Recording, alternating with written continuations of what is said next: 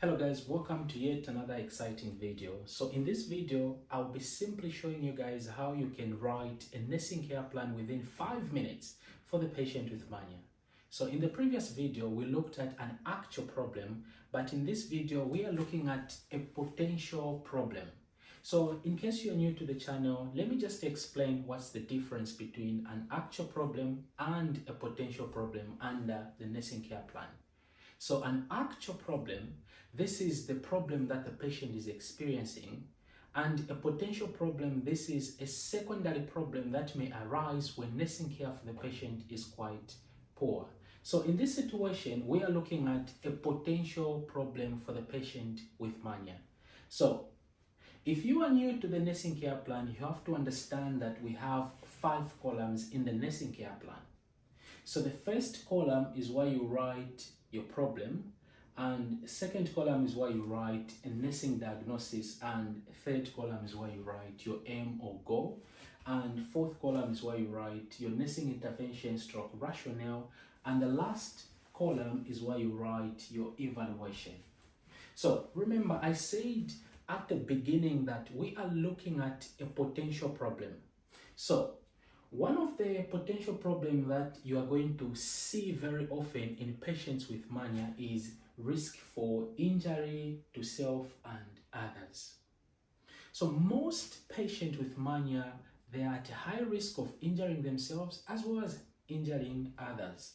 So we go to the nursing diagnosis.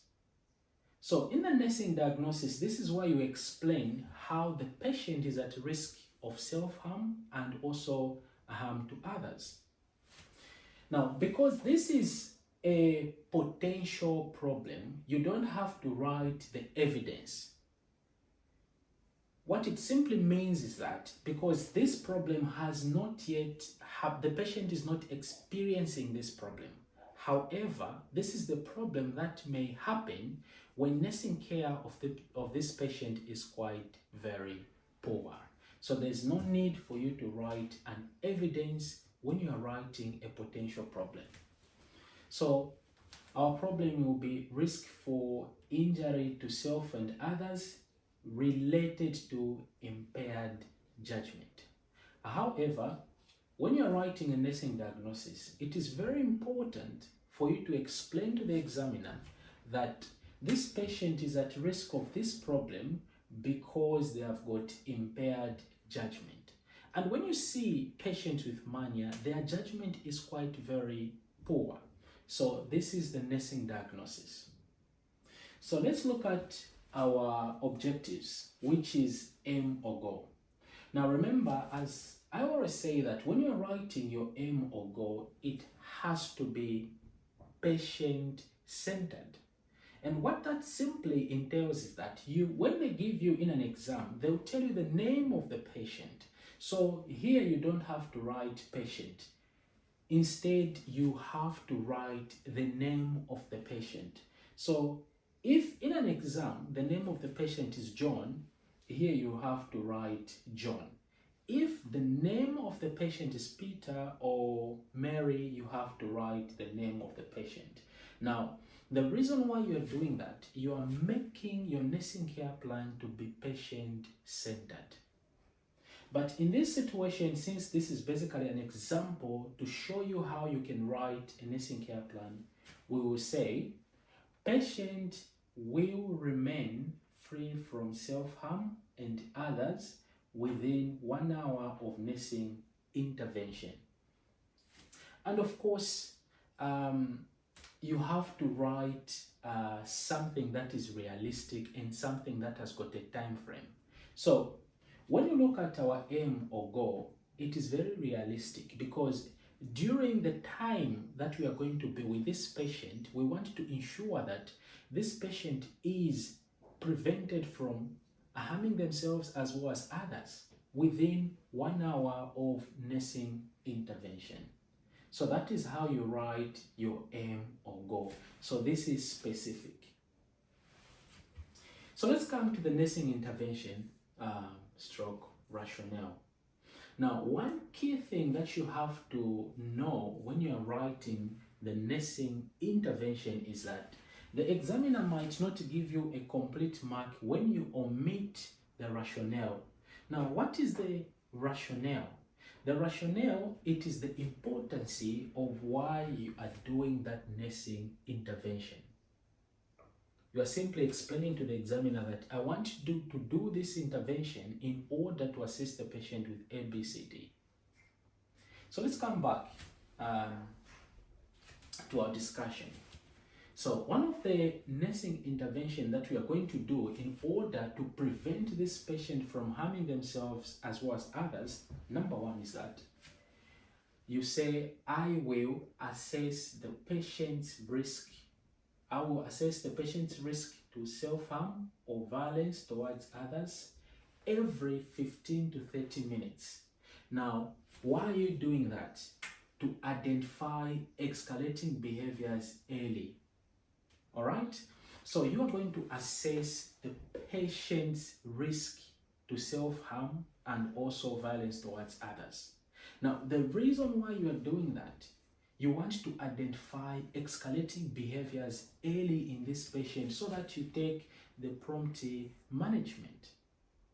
Okay, so this is the first intervention. Then let's look at the second nursing intervention. So you will say, I will maintain close observation, okay? I will maintain close observation and institute one-to-one supervision if patient becomes highly aggressive or impulsive to prevent injury to self and others. So, in most cases, if you have been to a psychiatric department or ward, you will see that patients with mania, they tend to be very aggressive and impulsive at times.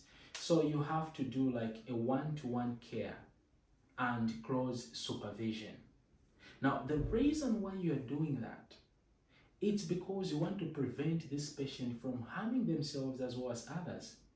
You know, if you leave the patient like that, you find that the patient has harmed themselves and they can also injure others. So you make sure that you monitor the patient within, you monitor the patient closely. The reason why you're doing that, you want to prevent themselves from, self-harm as well as others. Then the other intervention is that you say, I will remove dangerous object. Like what? So you need to give an example.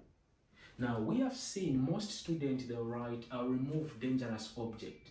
So the examiner is more interested in finding out what type of dangerous object are you talking about. So give an example, at least one or two of the dangerous object that you are talking about or referring to. So you say, I will remove dangerous objects like belts or glass items from patient's environment in order to prevent the patient from self-harm and others. Now, when you leave a dangerous object in front of the patient with mania, they might remember, they have impaired judgment. So, because they have impaired judgment, they might see a glass like a ball. Okay, so make sure you remove anything that may cause harm to the patient as well as others. Then the last bullet, of course, you say, I will administer prescribed medication. Now, don't just end there. Give an example of a type of medication that you can administer. So in this case, we have simply said, I will administer prescribed medications like mood stabilizers, sedatives to help reduce agitation. Now, manic patients are easily agitated, so you make sure that you administer prescribed medication to help the patient with agitation. So this is how you write your nursing intervention. Now remember, we haven't finished. We have the last one, which is the evaluation. So the evaluation, it is coming from your aim or goal. Remember, Your evaluation comes from your objectives, which was your aim or your goal. So your evaluation also has to be patient-centered. If the name of the patient was Mary, you have to write Mary. If it was John, you write John. So we say, patient remained free from self-harm and harm to others. That's what we are. This is what was our objectives here. Patient will remain free from self-harm and others. So here will be patient remained free from self-harm and harm to others within 1 hour of nursing intervention, evidenced by absence of self-injurious or aggressive behaviors. Now, when you are writing the evaluation for the potential problem, remember to include the evidence.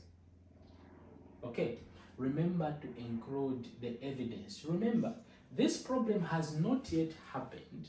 It has not yet happened. We are preventing the patient from having this problem. So, because you are the nurse during that time, or you are the nurse, they have given you a question and exam, you are showing the examiner that I will prevent the patient from having this problem by doing these nursing intervention, and the evidence that will show that the patient has been prevented from this problem, this is the evidence. Absence of self-harm or aggressive behaviors. I hope, guys, that is clear. In case you find this video helpful, please make sure you give it, you subscribe to the video. You also share with other nursing students.